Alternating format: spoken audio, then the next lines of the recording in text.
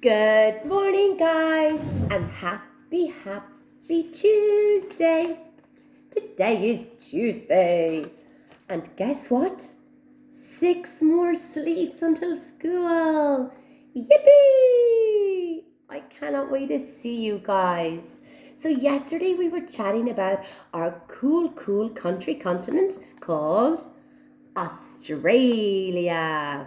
Australia have more sheep than people.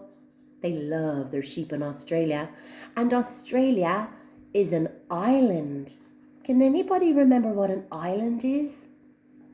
Land surrounded by water. Like Ireland. We're a little island, but we're not a continent. Our continent is Europe. Australia is a whole country and a continent together. Look at their gorgeous flag. I love their flag. We'll be making flags soon for St. Patrick's Day. So in Australia, the children are in bed now. It's night time in Australia and it's morning time in Ireland. It's springtime in Ireland. It's autumn in Australia. Australia is so far away. When you're going on a plane, you need to stop halfway to refuel and fly on. So far away.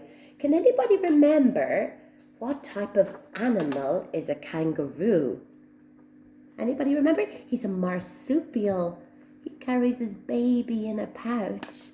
Look, and when the baby is born, the baby little kangaroo, he finds his way into the pouch all on his own or her own. And they drink from mummy's lovely milk. And they get really big. They stay in there. It's so cuddly and warm inside. And after 4 months, they come out and see the world. Look, they actually make a mess in there and the mummy has to clean her pouch. Like we make a mess and then our mummies have to clean up after us. Another marsupial, remember, is a wombat. These are terribly cute. These are the champion diggers of Australia, guys. They are excellent at digging. Look at their little baby in their pouch.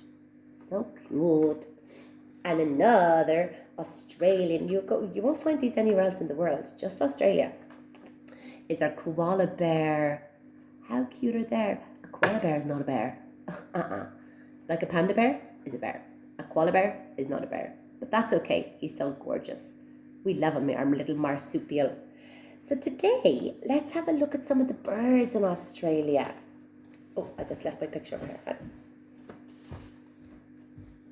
Australia have so many different types of birds. Ireland has 450 different types of birds.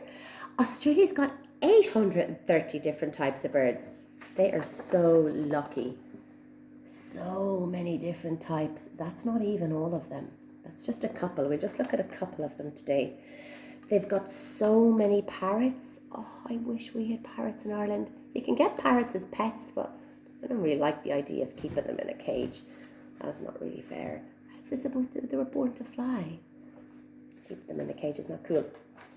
So their parrots are herbivores. They love eating seeds and fruit and berries. And look at the little baby parrots. I mean, how adorable. You could train these guys to talk. These guys can talk. My aunt had a lovely parrot years ago. She didn't keep him in the cage. He flew around the house. It's so cool. And when someone knocked on the door, the parrot would say, "Come in." Even when my auntie wasn't there, her friend was trying to get in the door. "I'm trying." And the parrot kept saying, "Come in." She thought it was my auntie inside, but it was the parrot. They can talk. They're super intelligent. They're the most intelligent bird. Lovely parrots. In Australia, they've actually got dangerous birds too. This guy is a cassowary. He's the largest bird in Australia. And he's the second heaviest bird in the world. The ostrich is heavier. Have a look at this on top of his head. It's really hard. It's called his helmet. Why has he got that cool helmet on his head? Because the cassowary loves eating fruit that has fallen on the ground, hard fruit. And Mother Nature realized that some of the hard fruit still in the trees could fall and hit him on the head. So she gave him a cool helmet. He is cousin with the dinosaurs, guys. These guys can run so fast. Their claws are super, super sharp. And if they're running and running and running and trying to catch their dinner, they can jump in the air and stick their claws in. Dinner time. How cool are they? So they're definitely cousins with the dinosaurs. Look at his skin on his neck. Cool. So cool. One of my favourite Australian birds is the bluebird. Their song is so, so beautiful. Look at his feathers. How absolutely gorgeous and blue. If you see one of these, if you were in Australia, it's a good luck sign. Oh, good luck is coming your way if you see one of these guys. Now, snakes love to eat the bluebirds, but bluebirds are clever. They fly away before Snaky can get them. Bears like to eat them as well, and raccoons. So bluebird, fly, fly, fly. Now, what is Joe's most favourite thing, apart from you guys? You know you're my favourite thing. Rainbows. They've got a rainbow bird in Australia. Look at him. He's a rainbow lorikeet, and they love licking yummy, yummy nectar from flowers. So Mother Nature was kind to these birds as well. She gave them a super cool tongue that looks like a paintbrush, so they can lick off the nectar. Look at their tongue. Doesn't that look like a cool paintbrush? How cool is that? And they lick the lovely nectar off the flowers. They're so, so colourful. They're absolutely gorgeous. It's a rainbow lorikeet. Cool. You're going to love this guy. He's so small and so cute. And he looks like a baby owl, but he's not an owl. He's a little bird. He's called the tawny frogmouth. His mouth, look at his mouth here. It looks like a frog's mouth. These guys are really hard to find. They camouflage really well in the trees. And if a big bird is flying by and likes to eat them, this little frogmouth is super clever. He stretches out his neck and puts up his mouth. He actually looks like a broken branch. So the bird flies on. Look, no dinner there, just a broken branch. I mean, so cool. That's their instinct for survival. They want to survive. They don't want to be eaten by something else. There's a fabulous bird in Australia. Now, when my friend is there, she said they used to make such a racket every morning. It's a kookaburra. They live in the gum trees, and there's a cool song. I bet your mummies know this. Kookaburra lives in the old gum tree. Merry, merry he. He's the keen. They call him the king of the forest over there. He's so, so loud. When their babies are born, they can't see. So the kookaburra has to do a very good job at minding him. And she feeds him lots of insects and frogs. Luckily, they're in Australia because I don't want them eating our frogs. They're parrots. There's another parrot. Look how colourful he is. Parrots are the only birds that can eat with their feet. Use their feet to help them. So that's really intelligent. And they've got a curved beak, which helps them to break into apples and oranges and mangoes. Oh, they love those. Vin Kelly, you know you love eagles and hawks. Check out this. It's a red kite eagle. This guy, oh, he loves small little mammals and mice and rabbits. I hope he doesn't get my Bugsy. My Bugsy be too quick for this guy. Their claws are extremely sharp. These are a bird of prey. Not many things would eat them.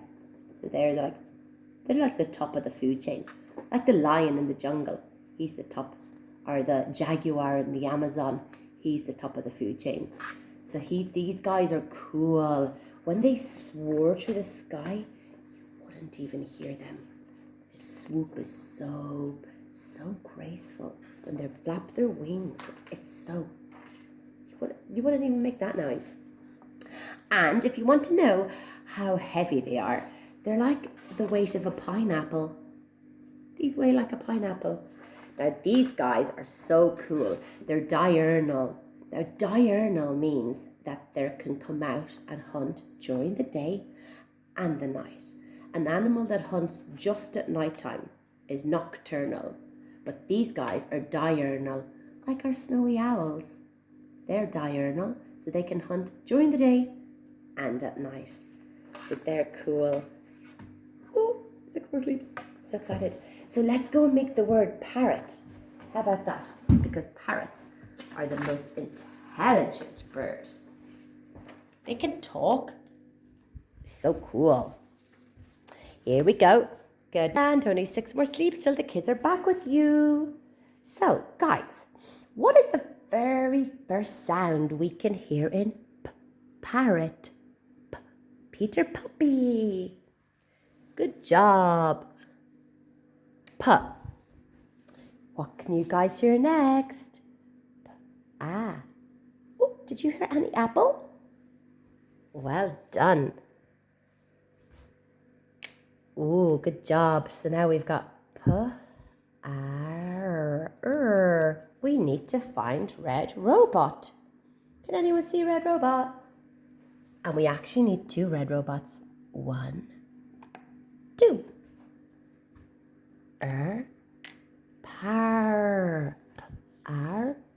Ot.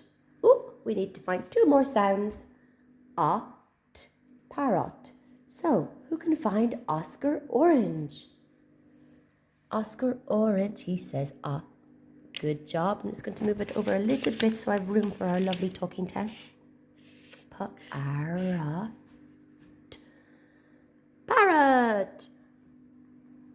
Well done.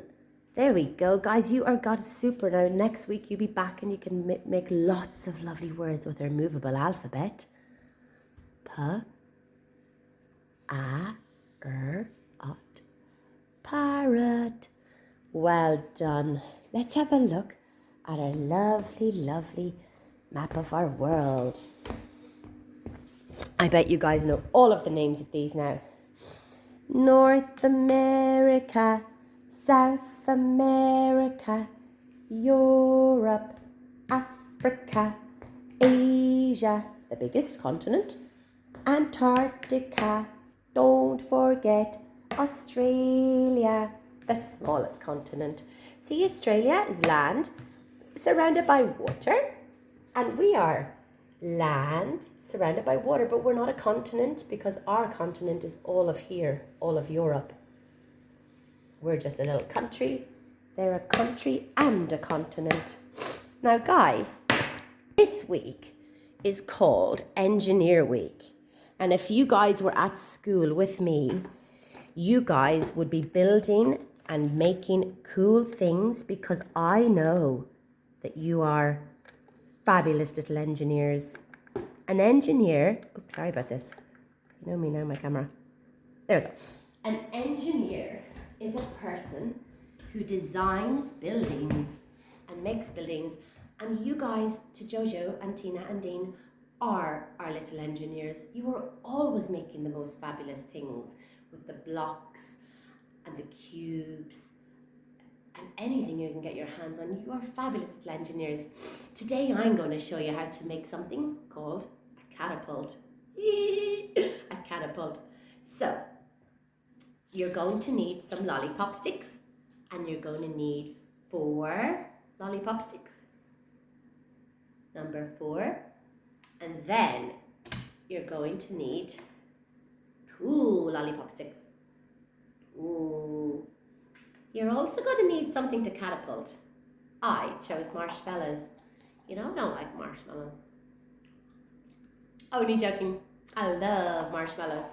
So you need some marshmallows, a little bit of glue, and some cool elastic bands. Mine's like a ball, so elastic bands. Mummies can help you with this, or daddies.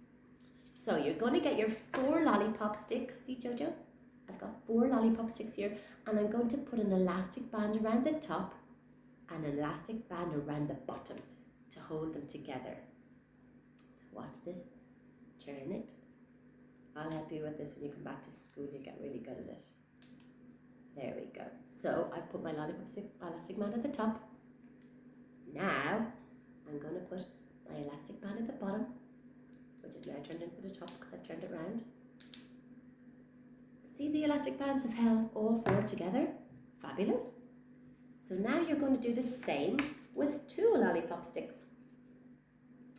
2 lollipop sticks. Elastic band at the top. And, oh, not at the bottom. So just put an elastic band at the top of that one. Ta-da! Leave the bottom with no elastic band because you're going to open it up like a crocodile. See, opening it up. And you're going to slide in this. There we go. So once you're cool, Mommy can help you with this, or Daddy. So you're going to put the 2 lollipop sticks open like a crocodile and pop in the other 4. This is the bit where you definitely need help because it's hard. To get the elastic band around the middle of it. Like so. Okay, let's see if my catapult works. Right, okay, I think it might. So now I'm going to choose a lovely Bon Jarrac, which is pink. One more for me. Bon Jarrac marshmallow onto my catapult. Are we ready? It worked! My catapult worked. Now I'll try a bone, which is just white. Bone. Ready? When you guys come back to school, you could all line up there and I will try and catapult marshmallows into your mouth. How cool would that be? You can also go to your recycling bin and get a lid from your milk bottle. See, I stuck this on one earlier on. So put your lid could be like your little catapult base. So let's try with 2 marshmallows this time. Are we ready? Whoa, cool. So you guys can go and try and make that. It's so easy. All you need is 6 lollipop sticks in total, 4 and then 2 makes 6, and it's super fun. And if you don't have any lollipop sticks, don't worry. Look how many I have. So when you come back to school on Monday, you guys can make a catapult with me. I wonder what the catapult into my mouth. Hang on. Oh, dearly. Let's have some fun when you come back with that. So let's go read a little story, guys. Story time, story time. Lovely, lovely story time.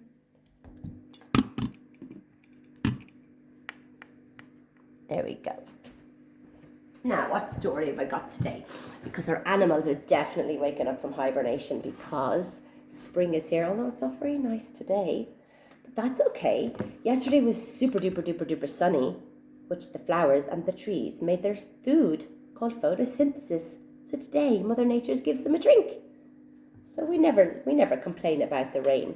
The rain is really important for the animals and the flowers and trees. This story is called The Very Helpful Hedgehog. Oh, his name is Isaac. Isaac the hedgehog lived a quiet life under a tree. He never spoke to anyone. He never helped anyone. No one ever helped him. He liked it that way. One afternoon he was feeling very sleepy. He had been for a walk on his own and he got some grub.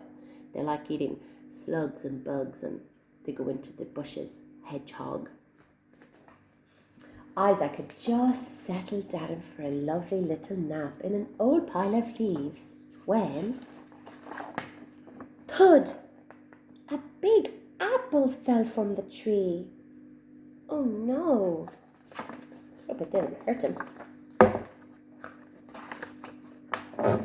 Something had landed on his back and he couldn't get it off. He tried, but his little arms were so small they couldn't reach around.